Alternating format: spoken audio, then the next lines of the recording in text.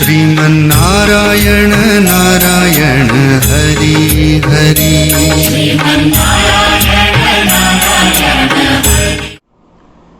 दोस्तों नमस्कार, मेरा नाम है पंडित हर्षद त्रिवेदी और आप सभी लोगों का बहुत बहुत स्वागत है मेरे YouTube चैनल ज्योतिष ज्ञान केंद्र के अंदर। आज एक छोटा सा वीडियो आप लोगों के लिए मैं लेकर के आया हूँ।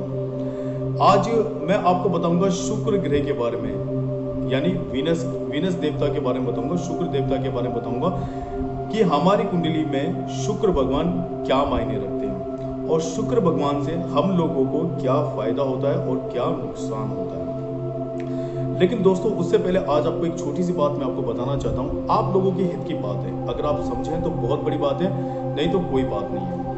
दोस्तों मैंने ये देखा है कि बहुत लोग होते हैं जो पंडितों के पास जाने से घबराते हैं और ऐसा बोलते हैं कि इस पंडित के पास अगर हम लोग जाएंगे या किसी ज्योतिष आचार्य के पास जाएंगे तो वो हमको हमारी कुंडली देखेगा और कुंडली देख करके हम लोगों को खर्चा बता देगा। तो दोस्तों ऐसा बिल्कुल भी नहीं है। अगर आपकी कुंडली की ग्रह ठीक है तो कोई भी पंडित आपको गलत नहीं बता सकता, और अगर आपकी कुंडली की ग्रह खराब है तो वो आपको खर्चा जरूर बताएगा, क्योंकि जब कुंडली में जब ग्रह हमारे नीच या उच्च के होते हैं तो उससे हमारे जीवन के ऊपर बहुत ज्यादा प्रभाव पड़ता है। आपने देखा होगा कि कई लोग अननेसेसरी बहुत ज्यादा परेशान रहते हैं, इतनी मेहनत करते रहते हैं, उसके बावजूद भी उनको कोई फल नहीं मिलता है। और जिन लोगों के पास सब कुछ है वो भी परेशान रहते हैं। किसी को कोई बीमारी है, किसी को कोई बीमारी है, किसी को बीपी है, किसी को हार्ट अटैक, किसी को शुगर, बहुत सारी चीजें उनके ऊपर होती है। दोस्तों मेरा कहने का मतलब सिर्फ इतना सही है कि आप किसी भी ज्योतिष आचार्य के पास या किसी पंडित जी के पास अगर आप जाते हैं और अपनी कुंडली या अपना भाग्य अगर आप दिखाते हैं तो इसमें कोई बुराई की नहीं है। उनका जो मेहनताना है आप उनको दीजिए और अपने भविष्य की जानकारी आप ले सकते हैं। इससे क्या होगा कि अगर सही मार्गदर्शक आपका होगा तो आप अपने जीवन को और भी अच्छा उत्तम बना सकते हैं। रीजन है कि पता चलना चाहिए कि आपको किस ग्रह से क्या परेशानी हो रही है, तो उसका उपाय, उसके मंत्रों का जाप या उसके पाठ पूजा करवा करके आप अपने भविष्य को और भी सुंदर बना सकते हैं और अपने जीवन को और भी ज्यादा सुंदर बना सकते हैं। आप ऐसा कभी भी ना समझें कि ज्योतिष के पास जाने से आपका खर्चा हो जाएगा। जो अगर आपका खर्चा होगा तो ज्योतिष लोग वही लेंगे। मैं सभी के लिए कह रहा हूँ, जितने भी भारतवर्ष में या पूरे वर्ल्ड में अगर जो लोग रहते हैं जो इस तरह का काम करते हैं, मैं उन सभी के लिए कह रहा हूँ। एग्जाम्पल के तौर पे हम किसी वेद के ऊपर पास या किसी चिकित्सक के पास जाते हैं हम लोग, और हम लोग जब उनको दिखाते हैं तो उनका मेहनताना हम लोग देते हैं। उसके बाद वो हमको जांच करने के लिए बोलते हैं कि आपकी जांच करा के लाइए। जब हम लोग जांच करा करके लेकर के आते हैं तब हमको पता चलता है कि हमारे जब वो जांच देख करके हम लोग को बताते हैं कि आपके शरीर में ये कमी है। तो वो जब कमी हम लोगों को पता चलती है तो वो हम लोगों को उसी की दवाइयाँ हम लोगों को प्रोवाइड करवाते हैं, और जब हम रेगुलर उस चीज़ की दवाई लेते हैं तो उस बीमारी को हम लोग खत्म कर सकते हैं। बीमारी किसी भी तरह की बीमारी हो सकती है, जब आपको पता चल जाती है जांच कराने के बाद में तो हम लोग उसका उपचार लेते हैं, और जब उपचार और दवाइयाँ लेते हैं तो नेचुरली बात है कि आदमी ठीक तो होगा ही होगा, इसलिए दवाइयाँ लेते हैं। तो उसी तरह से जो ज्योतिष आचार्य, जो पंडित जी होते हैं, वो भी इसी तरीके से होते हैं और आपकी कुंडली देख करके आपके भविष्य की जानकारी आपको देते हैं कि भविष्य में इस उम्र में आने के बाद में, इस समय आने के बाद में आपके साथ ये ट्रेजेडी हो सकती है, तो जिसकी वजह से आप ये काम करें। अगर आप करते हैं तो बच जाते हैं, और नहीं करते हैं तो फिर आपको डबल मेहनताना देना पड़ता है। वो आपको मालूम है कि किस तरह से देना पड़ता है, और अलग अलग तरह से लोगों को भुगतना भी पड़ता है। एग्जाम्पल के तौर पे आप एक छोटी सी बात बताता हूँ कि हमारे जीवन में भगवान ने जब हमको जन्म दिया तो हम लोगों को जन्म देने के बाद में एक ही काम हम लोगों को दिया है जिससे हम लोग अपना बचाव कर सकते हैं, वो है पूजा पाठ। इसके अलावा या कोई उपाय, इसके अलावा कोई भी काम नहीं है जिससे आप अपने आप को बचा सकें। कैसे? एग्जाम्पल के तौर पे मैं आपको एक छोटी सी बात बताता हूँ कि जैसे मान लीजिए आप घर से बाहर निकले, घर से बाहर निकलने के बाद में बहुत तेज बारिश शुरू हो गई। अब आप बारिश को रोक सकते हैं? आप ही बताइए, नहीं रोक सकते ना, वो आपके हाथ में नहीं है। आप कुछ भी कर्म कर लीजिए, आप उसको रोक नहीं पाएंगे, बस खाली आप अपना बचाव करेंगे। या तो आप किसी पेड़ की आड़ में खड़े हो जाएंगे, या कोई छत है या कोई छत का कोई बालकनी बाहर निकल रही है तो उसकी आड़ में आप खड़े हो जाएंगे, या फिर आपके हाथ में अगर छाता तो छाता खोल करके आप खड़े होकर के आप अपने पथ के ऊपर जा सकते हैं। तो इस तरह से आप अपना बचाव कर सकते हैं। तो आप उसको इसी तरह से समझने का प्रयास करें कि जो आपकी कुंडली होती है और जो कुंडली में जो देख करके आपको बताया जाता है तो आप उससे अपना बचाव कर सकते हैं।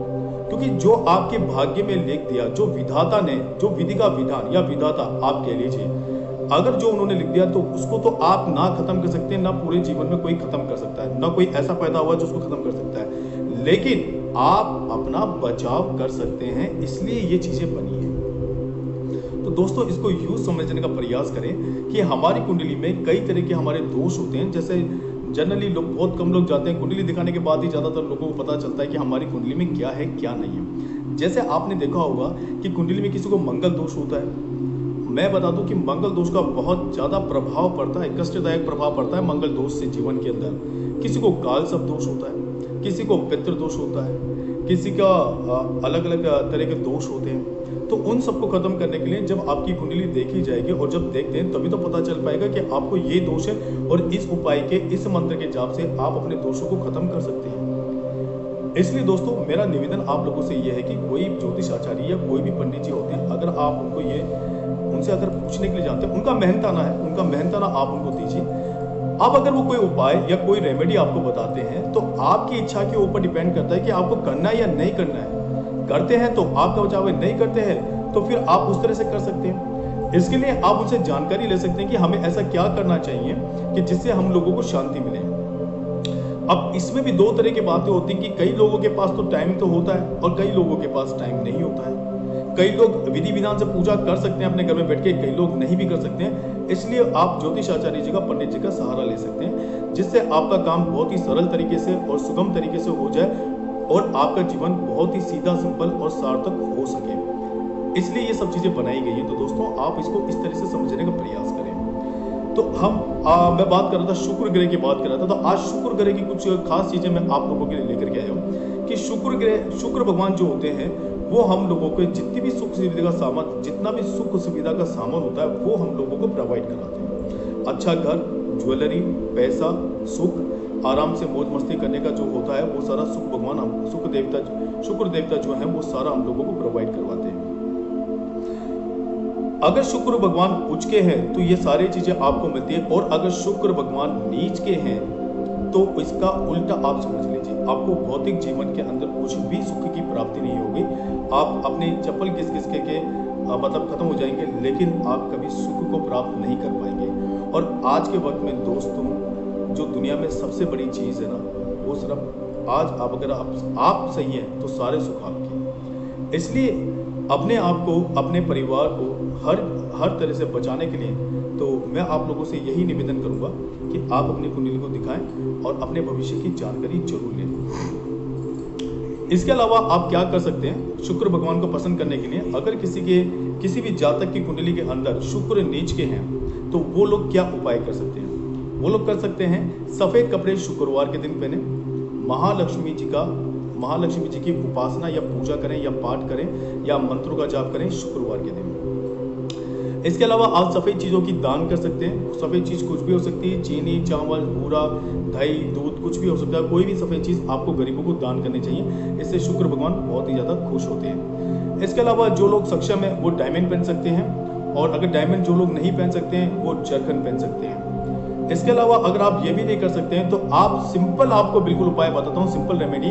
आप शुक्र भगवान के मंत्र का जाप करें, और मंत्र छोटा सा मंत्र है, ओम शुक्रम शुक्राय नमः, ओम शुक्रम शुक्राय नमः। इस मंत्र का आप जाप करें, 108 माला करें। और इसमें भी यह है कि अगर आप एक माला का जाप करें 108 बार, अगर आप ये नहीं कर पाते हैं तो आप 51 बार भी जाप कर सकते हैं, आप 21 बार भी जाप कर सकते हैं।